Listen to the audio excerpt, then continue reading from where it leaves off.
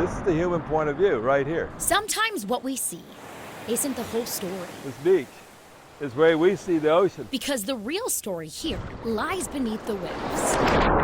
A hidden world off the coast of Fort Pierce. Probably about 15 miles straight out there. And that's what has Dr. Grant Gilmore, Me as a marine scientist, I've spent my whole life underwater. most concerned of all.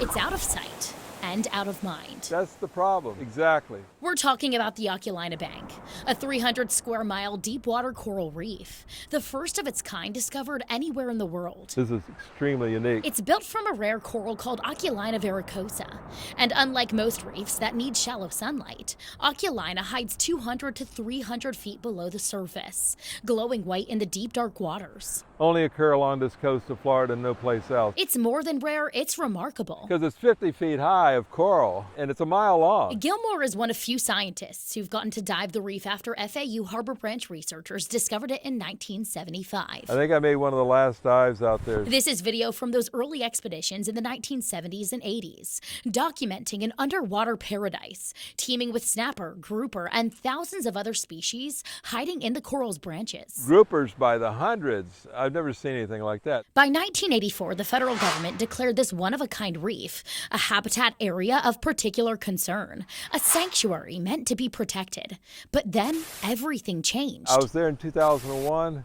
It had been totally crucified by 2008. In just decades, scientists say 90% of the reef was wiped out, destroyed by shrimp trawling. It's just rubble on the bottom. The South Atlantic Fishery Management Council, one of 8 regional bodies appointed by the U.S. Secretary of Commerce, temporarily closed a third of the reef to trawling in 1994, creating the nation's first marine protected area. By the early 2000s, protections expanded to most of the reef, and later were made permanent until the current federally appointed council moved to reverse course. So I think that Florida needs to sort of take a step back and say, what are we doing? Jim Moyer is the executive director of a local conservation group, the Indian River Keeper. He's talking about 2 amendments the council proposed this year that, if passed, would reopen parts of the Oculina Bank to shrimp trawling after decades of restrictions. We would be killing, accidentally, many, many hundred-year-old coral systems that support literally thousands of different species. The council's proposal says the shift will directly respond to a Trump administration executive order on restoring America's seafood competitiveness. Issued in April, the order urged all 8 of the nation's regional fishery councils to reduce regulatory burdens, improve access to fishing opportunities, and enhance economic profitability. The Make America Seafood Great Again kind of idea. The proposals say reopening parts of the Oculina Bank would reinstate commercial access for permitted vessels in a historically important fishing area. You know, that's part of my heritage. Generational shrimper Bob Zales is the executive director of the Southeastern Fishing Association. He believes that action is essential. The shrimping industry is teetering on the brink of extinction. Council data shows the rock shrimp industry has plummeted from over 700 trips per year in the mid-1990s to under 100 since 2010. Zales attributes the decline to high costs, competition from imported shrimp, and closures of previously open fishing areas. There's a host of things that these people have to deal with on a daily basis. And lately, they faced another challenge: space launches. And liftoff. Areas off Port Canaveral, long considered the rock shrimp capital, have been off limits during launches. And these launches go up. They have to shut down access to the area for safety reasons.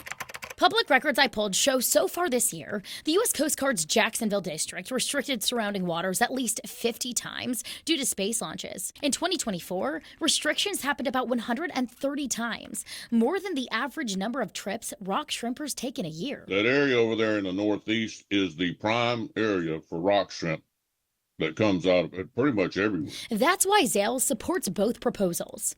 Amendment 11 would open back up a 16 square nautical mile area along the northeastern edge of the Oculina Bank to shrimp trawling, while Amendment 12 would expand access to 24 nautical miles. But Dr. Edie Witter, that image up there is some of my Harbor Branch adventures, says the ecological cost of opening the bank to trawling would far outweigh the fishery's small economic return. The rock shrimp fishery is niche market. It's a very small market compared to the commercial fishery. NOAA data shows why. In 2023, brown rock shrimp landed nationwide totaled just 600,000 pounds, worth $1 million. That same year, fishermen in Florida alone landed nearly 100 million pounds of fish, worth just under $300 million.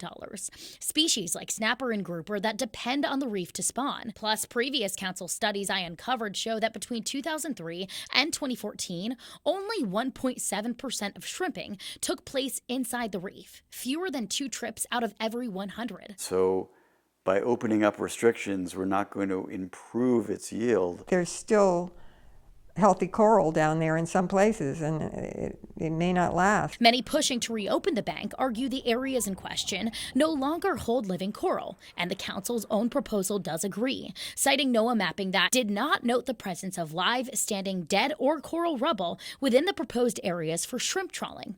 But that same study warned sediment from trawling could still drift into the reef and smother the living coral. Covering these corals with plumes of sediment. They've never seen those plumes the way some of us that dive in submersibles. And that, for Witter, Moyer, and Gilmore, is the issue. Most of us don't see what they've seen. And what we don't see, we don't always fight for. Out of sight, out of mind, and maybe out of existence.